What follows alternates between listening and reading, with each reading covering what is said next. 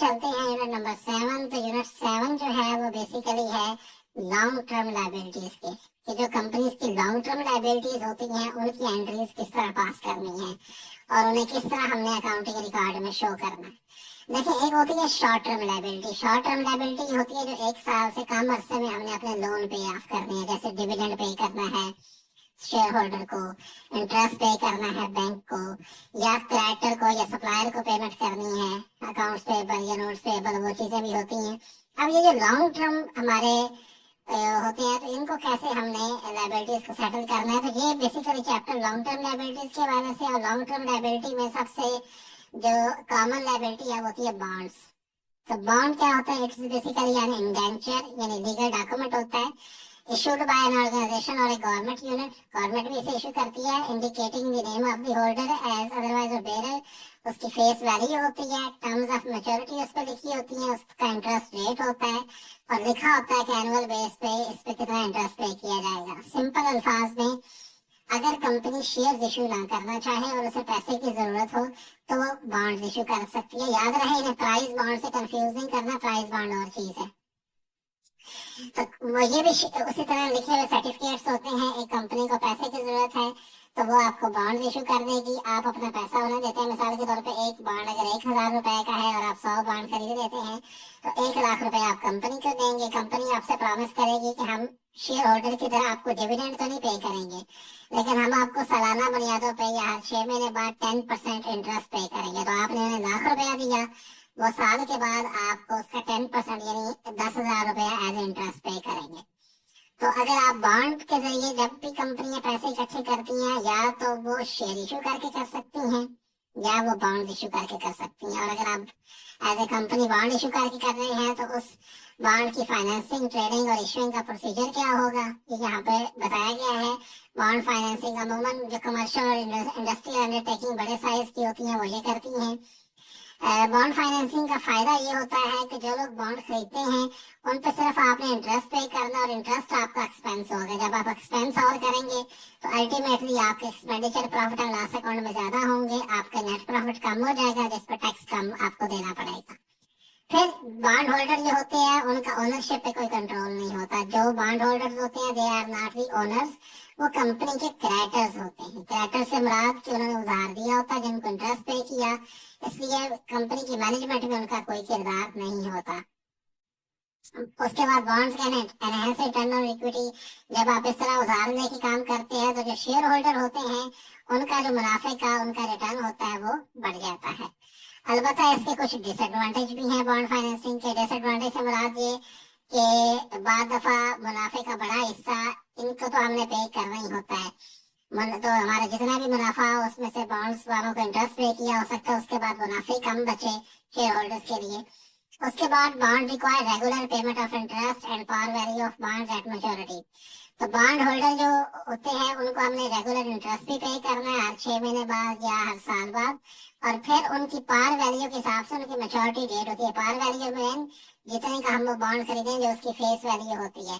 तो अगर वो 5 साल के लिए इश्यू किया गया है तो 5 साल उन्हें इंटरेस्ट भी पे करना है, और जब 5 साल पूरे हो जाएंगे तो उसके बाद वो जो बॉन्ड है वो उनको हम उनसे हमें वापस ले लेना है और उन्हें उनके पैसे वापस कर देने हैं बॉन्ड होल्डर्स को। तो ये भी इसमें होता है कि हमने इंटरेस्ट भी पे करना है, और जब मैच्योरिटी होगी बॉन्ड की 5 साल 10 साल जो भी मुद्दत हो तो उस पे उनके ओरिजिनल पैसे भी वापस करने हैं। तो ये उसके डिसएडवांटेज है। बॉन्ड की ट्रेडिंग जो है ये भी स्टॉक एक्सचेंज पे होती है, जो लॉन्ग टर्म बॉन्ड्स होते हैं। जिस तरह कंपनी के शेयर ट्रेड हो सकते हैं, इनकी भी बॉन्ड होल्डर अगर इनको बेचना चाहे तो स्टॉक होल्डर पे स्टॉक एक्सचेंज पे ट्रेडिंग होती है, वहां पे खरीदा जा सकता है। बॉन्ड इशू करने का प्रोसीजर होता है जिसमें कंपनीज इन्वेस्टमेंट बैंकिंग या इन्वेस्टमेंट बैंक्स को या फाइनेंशियल इंस्टीट्यूशंस को एज अंडरराइटर हायर करती है। Underwriter mean broker.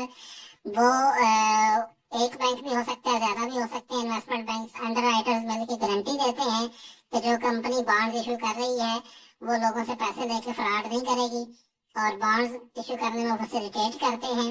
और फैसिलिटेशन के बाद लोग बॉन्ड खरीद लेते हैं और फिर जब मैच्योरिटी डेट पे वो वापस करने होते हैं। बॉन्ड का इश्यूइंग का प्रोसीजर होता है। मिसाल के तौर पे एक बॉन्ड है, जिस 1,000 रुपए का एक बॉन्ड है, वो 1,000 की सेल हो तो उस सूरत में उसे हम कहते हैं कि फेस वैल्यू या पार वैल्यू पे सेल हो गया है। इसकी मैच्योरिटी पीरियड 5 साल, 10 साल, 15 साल, 20 साल भी हो सकता है। तो अकाउंटिंग एंट्रीज हम इसकी कैसे करेंगे, bond issuance at par value की अगर हम बात करें, तो एक कंपनी जो है मिसाल के तौर पे उसको एक रिक्वेस्ट है कि 5 साल का मैच्योरिटी बॉन्ड इशू करें। 5,000 बॉन्ड है और हर एक बॉन्ड 1,000 रुपए का है, 12% रेट ऑफ इंटरेस्ट है।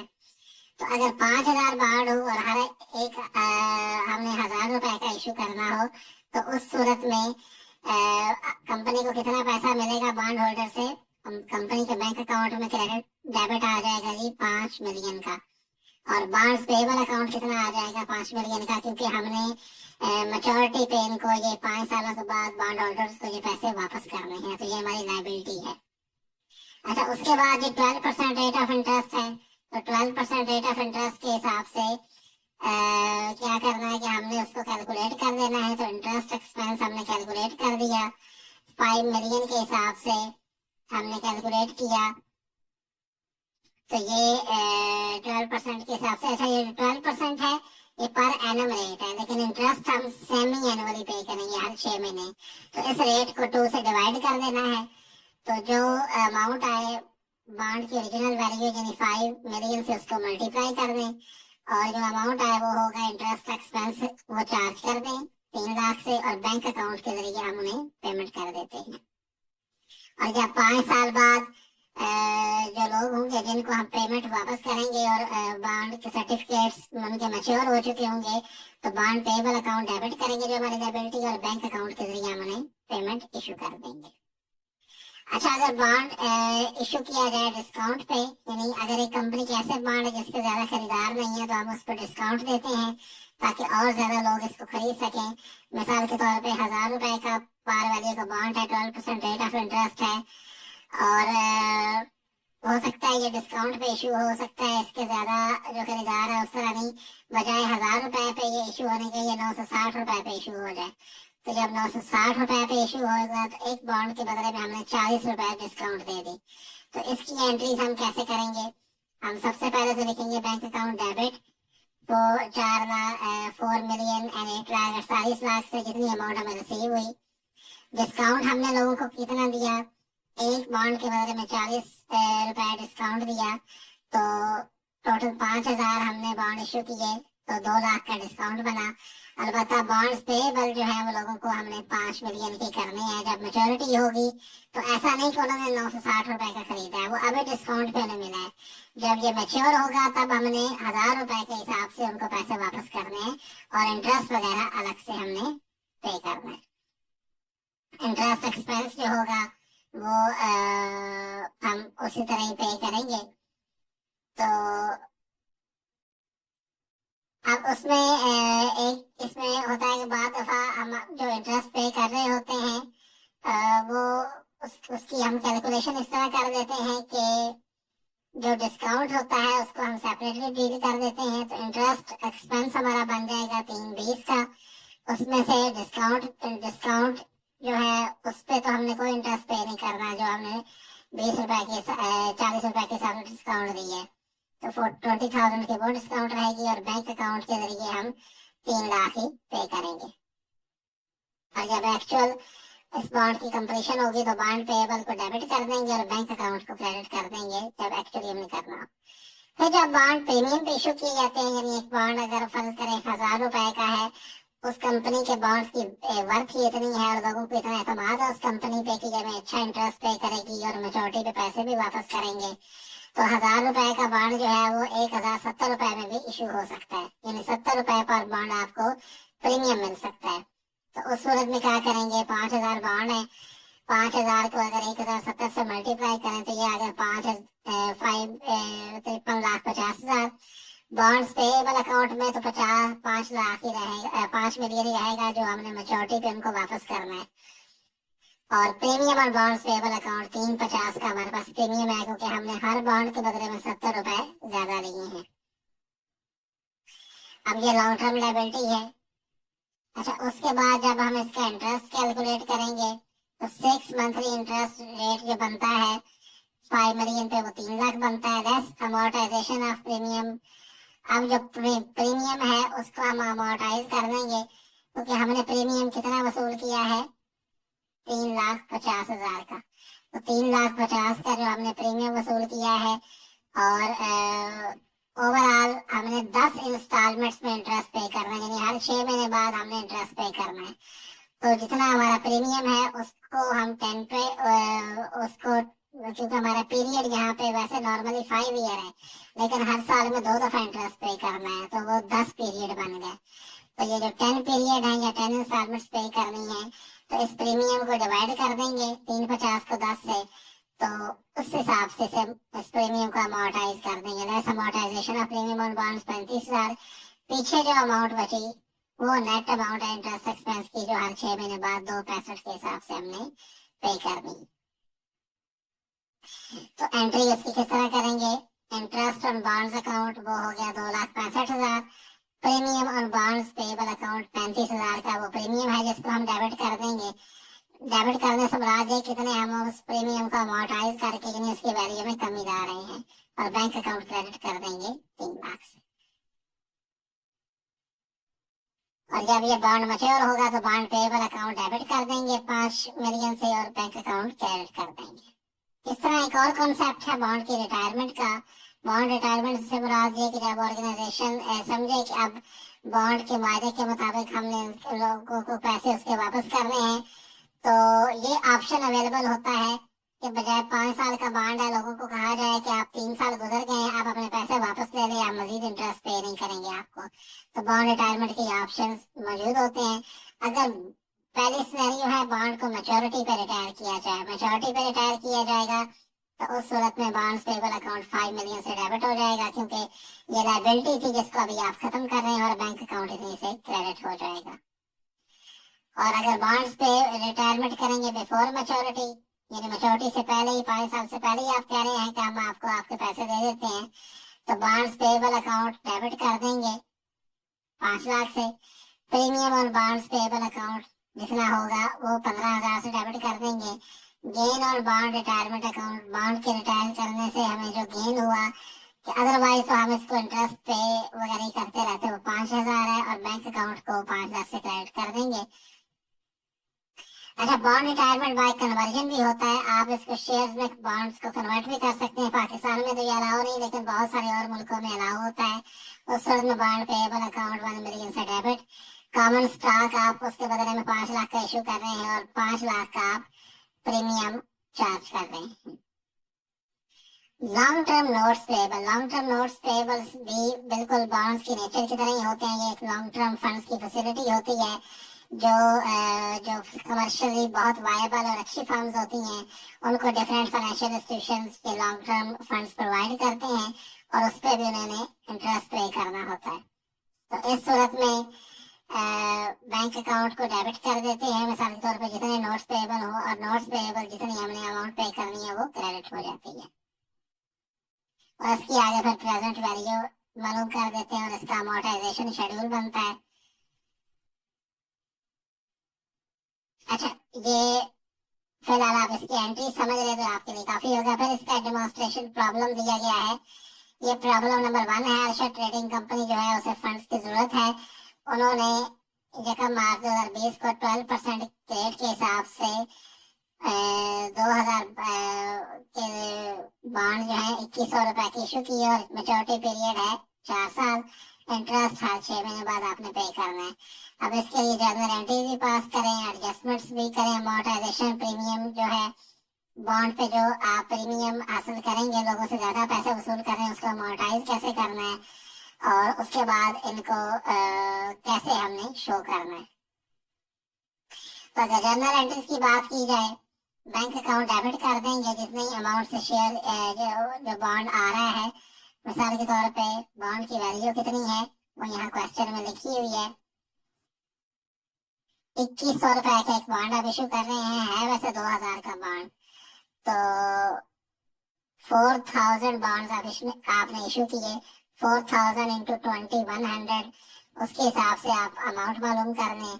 ये 84 लाख की अमाउंट बनी। इसमें बॉन्ड्स पेएबल 80 लाख के हैं, 4 लाख का प्रीमियम है। ये जो 4 लाख का प्रीमियम है, इसे आप बॉन्ड्स की जो ईयर जो पीरियड है उस पे आप डिवाइड कर दें। तो इंटरेस्ट अगर 4 मंथ्स के हिसाब से है तो 12% तो एनुअल रेट और 4 मंथ्स के हिसाब से हमने रेट निकाल दिया जो हमने इन्हें इंटरेस्ट पे करना है। इसमें से लेस करना है जो प्रीमियम आपने चार्ज किया उसको बराबर किस्तों में डिक्सेम करके, तो आप उसमें मालूम कर सकते हैं। तो ये प्रीमियम का वो हिस्सा जिसको अमोर्टाइज किया, यानी जो पहले प्रीमियम चार्ज किया है उसको अमोर्टाइज करके कम करके हम बाकी देखते हैं कितना इंटरेस्ट बनता है। तो net interest expense for 4 month 286 है। तो ये वो इंटरेस्ट एक्सपेंस है जो हम शो करेंगे। नेट इंटरेस्ट एक्सपेंस ये है।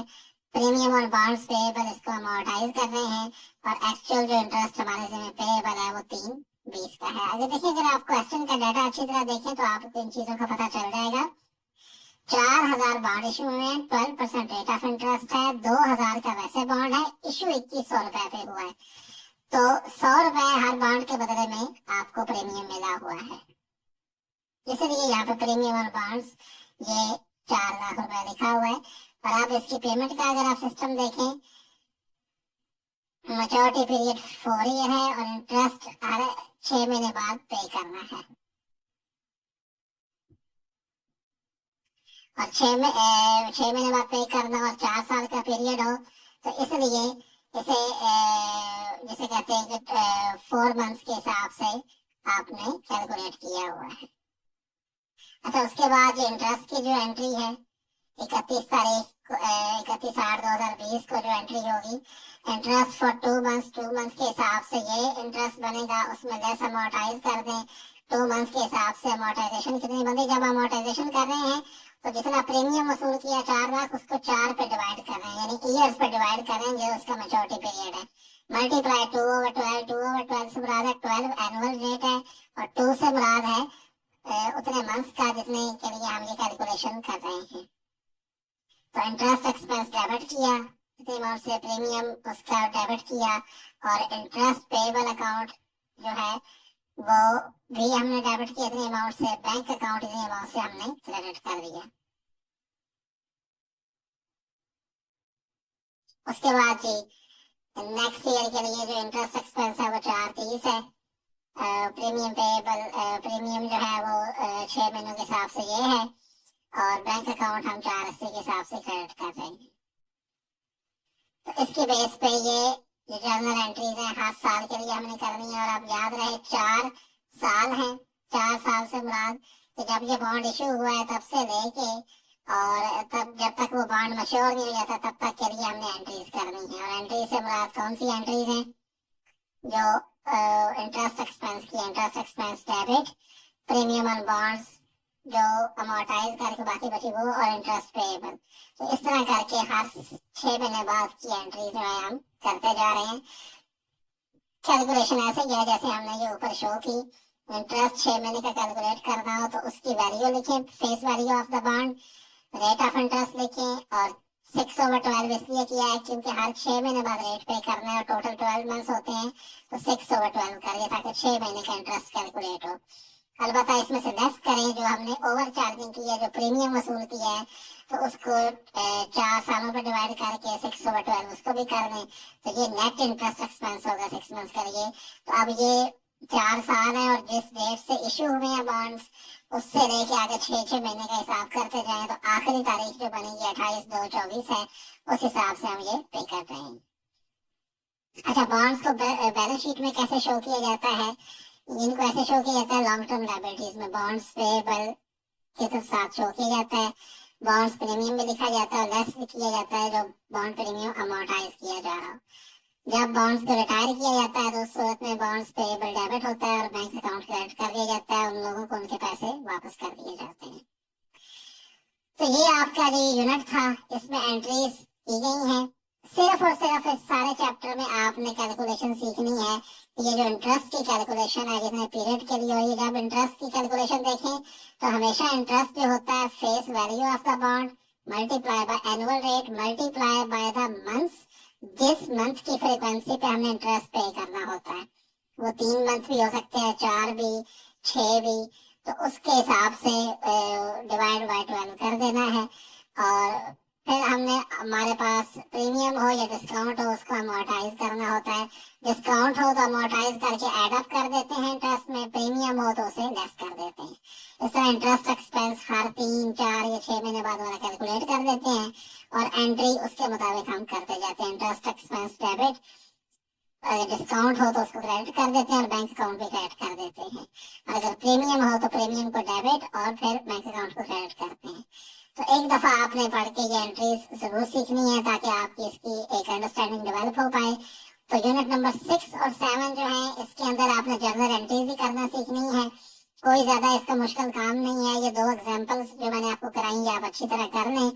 बाकी ये जो टेक्निकल टर्मिनोलॉजीज हैं इनके मतलब आपकी यूनिट के एंड पे दिए हुए हैं, इनकी रीडिंग कर लें। So it will be very good understanding. हम इंशाल्लाह नेक्स्ट वीडियो लेक्चर में जो आपका यूनिट 8 है उसमें स्टेटमेंट ऑफ कैश फ्लोज की बात करेंगे और उसको देखेंगे कैसे बनाया जा सकता है और उसका क्या तरीकाकार होता है। फिर भी आपका कोई सवाल हो, कोई बात आप लोगों ने पूछनी हो तो आप लोग इसी वीडियो के कमेंट्स में पूछ सकते हैं। Thank you.